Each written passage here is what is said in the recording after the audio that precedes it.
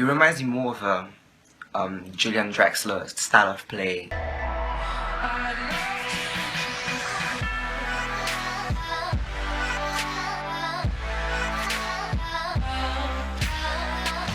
Welcome back to another video. I'm YouTube HD, and today we've got somebody very special on today's video, my friend Brian.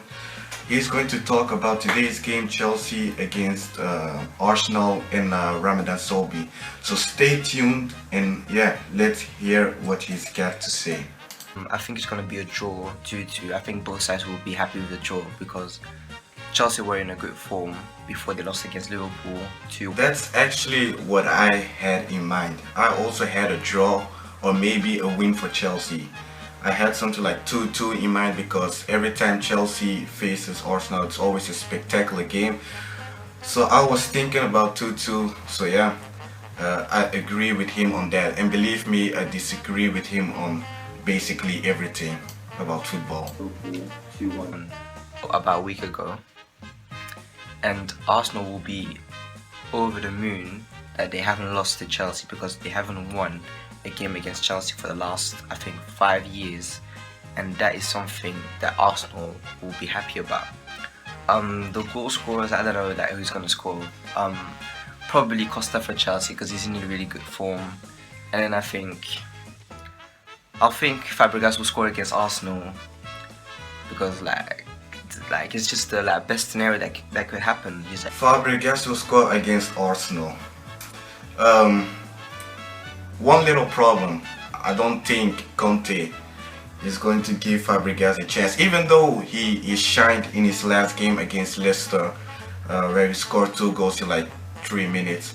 But I'm not sure Conte is going to give him a place in the starting 11, because I don't think Conte likes the way Fabregas play, and Fabregas is actually a good player, but he's too inconsistent.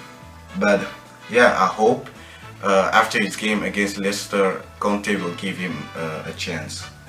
Ex-Arsenal player, Arsenal rejected him, he went to Chelsea. Now the Arsenal supporters hate him a little bit, so then if he scores, that will be like a weird feeling. I want to see him react to the fans. I want to see him celebrate, because I want to see what anger is inside of him when he scores that goal for Chelsea against Arsenal.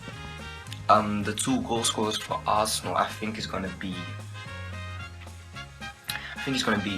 if Giroud is fit, I think he'll score.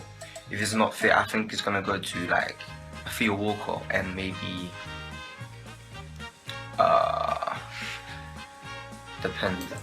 On the Giroud thing, I actually think Giroud is a very good striker, even though like 80% of the football fans in this world hate him and despise him. I actually think he's a very good striker, very good target man, and believe me, even though he's very tall, he's actually very good on the ball too. He can hold the ball very well, and sometimes he's very disappointing, but that doesn't take away that this guy is still a good player. So if Arsenal scores against Chelsea, I think Giroud is going to be the one. I think like Koscielny or something, or Mustafi on the corner, but I think it's gonna be 2-2. Yeah, I think it's gonna be a really good game.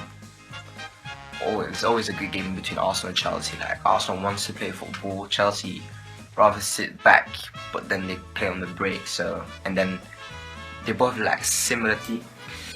Chelsea sit back. I have to disagree with you on that. Even though under Mourinho we were very defensive, but things has improved since Conte took over. But I think Chelsea is going to be more attacking. I think this time it's going to be Arsenal who is going to be more defensive, because like we signed what's his name, the Leicester guy, Conte, N'Golo Kante, sorry. And this guy is like very dominating on the midfield, so that gives our attackers more confidence to be more of a threat for the defenders. So now I'm going to talk about formations. First I'm going to start with Chelsea's formation. I think they'll go with a 4-2-3-1 formation. Ingo Courtois, I think he has been shocking last season, and the game against Swansea was shocking as well. the penalty foul, I don't know what happened. Last year he got a few red cards as well, so like he needs to fix up. He needs a proper fix up. So then as a left back, it's Aspilicueta. Centre backs, I heard Terry's out, so I think it's going to be David Luiz next to Gale. I don't know what happened to Zuma, because I rate Zuma.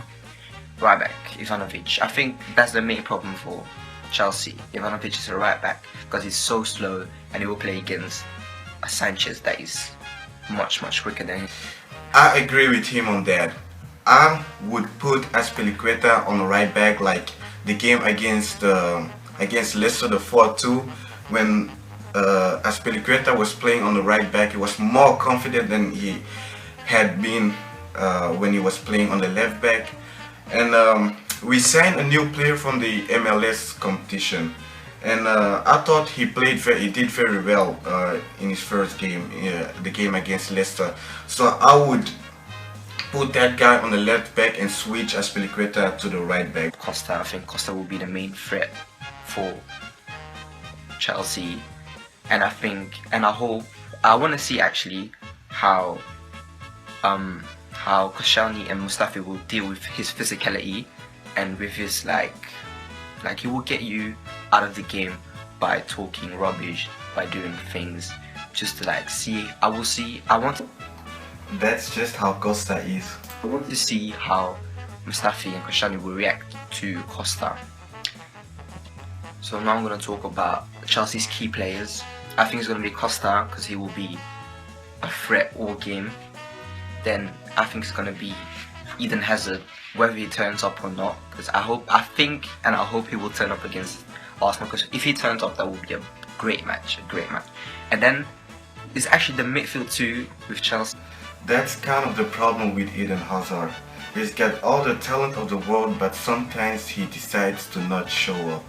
And that's a big problem for Chelsea, because Chelsea relies on Eden Hazard to always make the change for them. But yeah, it's difficult when your best player is like always absent. But this year he has been very good, so I hope he continues his form.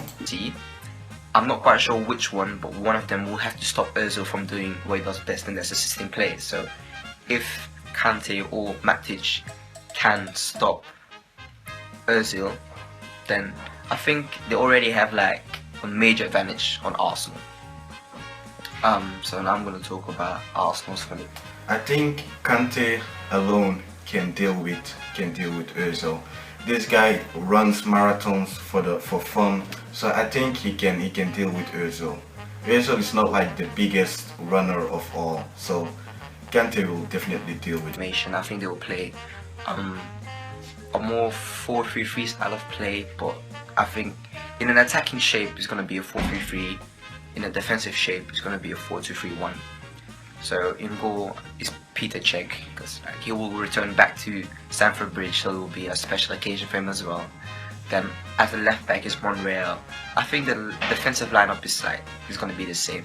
Bellerin on the right back, Monreal on the left back. Centre backs, you go with Mustafi and Koscielny. Then the midfield too, and I hope he will start Xhaka, because I want to see him in the big game, because everyone hypes him up. So I want to see what he's going to do against Chelsea. Then next to him is going to be, I think, it might be Coquelin. I don't think Cazorla's going to start because he's rather small, and he will get bullied by like Chelsea's midfield. I think he's going to play Ozil more as a 10. But then the problem with Ozil, yeah, is like he's a really top quality player, yeah, but then he always disappears in big games. That's what I see. Like every time there's a big game, he needs to step up. He doesn't step up and he doesn't perform. So, but he's gonna play Ozil anyways. Left wing. Left wing depends.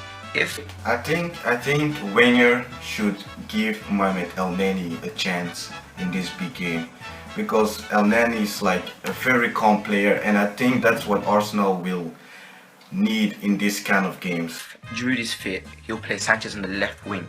If Giroud is not fit, he will play Sanchez as a false 9. I think he'll leave Perez on the bench. Play Theo Walker as a right winger.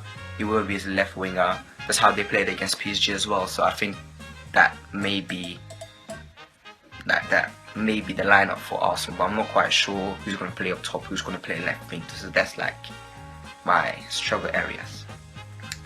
Key players for Arsenal is going to be Sanchez. He's going to be the key player if he plays on the left wing. If he plays on as a false nine, I don't see anything happening for him in that game. Sanchez hasn't really impressed this season, but he's like the kind of player that can out of nowhere shine. You know what I mean? Sanchez is like the kind of player that he's very consistent. He's a consistent player, but he sometimes disappears in big games, but sometimes he can also out of nowhere be very decisive. But that might, cause no, never mind, forget that. Key player will be Ozil as well. It's just a question, will he turn up? If he turns up and he can assist players, then obviously he's a main key player. If it's not, then that's the problem with Arsenal. Like, if Ozil turns up, you'll get the best Arsenal. If he doesn't turn up, so then I think that will be the key part of the game. Will Ozil come good? Then, so then I talked about Sanchez. If he plays on the left wing, key player. Midfield, I think it's just for Xhaka to like prove him, like, because like he didn't start the last few games in the Premier League, so he like now he has to prove to Wenger like I want to start for Arsenal. I'm Arsenal quality. I'm an Arsenal starter. Then I think the key factor in this game is going to be the defensive pairing between Mustafi and Koscielny. Will they keep their head cool against Costa, who will get in your head and underneath your skin the whole game? So now we're going to talk about how both teams will play. I think Arsenal is going to play the usual style, pass. But I think their main problem will be that when they play possession football, they're going to play with a high line. And the problem is that with Willian, Hazard and Costa, they are not really Costa, but Hazard and Willian are really quick players. And then I think Chelsea will look to play into that space behind the halfway line to play as a counter-attacking side, just like play long balls behind the defence, get on the ball and try to score. So then I think Arsenal must be aware of that pace that Chelsea have. On the other side, I think the main problem will be Ivanovic for Chelsea, because he's not that quick, he's not agile. While he's going to play, if Drew is fit and Sanchez will play on the left wing, that's my biggest fear too. How is Ivanovic going to play against players like Sanchez? Because in the past, like previous season, he has been completely humiliated by a very quick technical player. For example, that Swansea guy, what's his name, like Jefferson Montero, something like that. Very quick guy, very good dribbler, and he completely humiliated Ivanovic. And I'm scared that that's exactly what's going to happen when he faces Sanchez. Has a low center of gravity, and he's more agile than Ivanovic, so he will do quick turns and trying to turn out Ivanovic. So I think Ivanovic will be exposed because of his lack of pace and lack of movement. So then I think Willian might have to drop deep and defend Ivanovic in a certain way so that he will not be exposed with the pace of Sanchez. So I think I did everything that Jude asked me to do. So I think it's going to be a 2-2 or draw. Costa will score and Fabregas. I hope Fabregas scores for Chelsea. Then on the other side it's going to be Phil Walker and Koscielny on the corner. That's what I think. Then the key players will be Mesut Ozil, Sanchez and Xhaka for Arsenal. For Chelsea, going to be Costa. Now, let's say Sanchez as well. Then for Chelsea, going to be Costa, Eden Hazard, and then the midfield two. So Kante and Matic. Let's say Kante, and then maybe Ivanovic if he will get found out or not. So then we talked about the formations, both formations, 4-2-3-1. So I think it's going to be a good game. And yeah, thanks. Now let's see what his thoughts are on Ramadan Sobhy. The video for Ramadan Sobhy or something. I don't know how to say his name, so don't like bully me because of that. He reminds me more of a Julian Draxler style of play, like ball to feet, look for, like always a threat, then look for the 1-2, then get behind. But I think his main problem is like he's a good player, like, but he's a YouTube player. Like, 'cause I haven't seen a game, so I can't say much. But he's a good player, but he doesn't use his left foot only when like it's no other option. But he never uses his left foot, always right foot. Even when he goes down the line, because he's a left winger, when he goes down the line, he'll still manage. So he will look for a way to get back to his right foot or play with his right foot. He never uses his left foot. So for him, for his development, I think he should like train his left foot much better, so he can like play a few balls with his left foot, because like he has a good movement and he has a good skill. It's not really like he will do like a thousand of flicks, but his body movement is good, his body shape is good. But the problem is like he doesn't use his left foot, so he needs to improve that. For the rest, I think he's a good player. He can finish because he scored a few goals what I saw, and he scored one shot that really took me, like, because that was like a hard shot. I don't know how he did it, but he scored it. I think it was a nice goal. I don't know when it was. I don't know who he was against, but he scored a nice goal. So he's a good player. Reminds you of Julian Draxler. He's right-footed, likes to cut in, likes to look for the 1-2, then go round. So then yeah, he's a really good player. So I like to see more of him. So yeah, that was my opinion on Ramadan Sobhy. He's a good player, right-footed. Needs to practice his left foot. Looks for the 1-2. Likes it. I like his style of play. So overall, good player. Well, you've heard it. Very good player. Weak with his left foot. Draxler type of player. Obviously, a very good player. I like what I said in my Ramadan Sobhy reactions. He's got a very good body movement. He knows exactly where to run with the ball, and he's a very big threat for the defender. So yeah, I hope to see a lot of him too. This guy plays in the Premier League, so I hope the coach will give him more playing time than he has been getting recently. So yeah, that was Football Talks with Brian. If you're new to this channel, then don't forget to subscribe, because we will be doing more of this type of videos. And yeah, let us know what you guys want us to talk about, and I'll see you guys in my next video.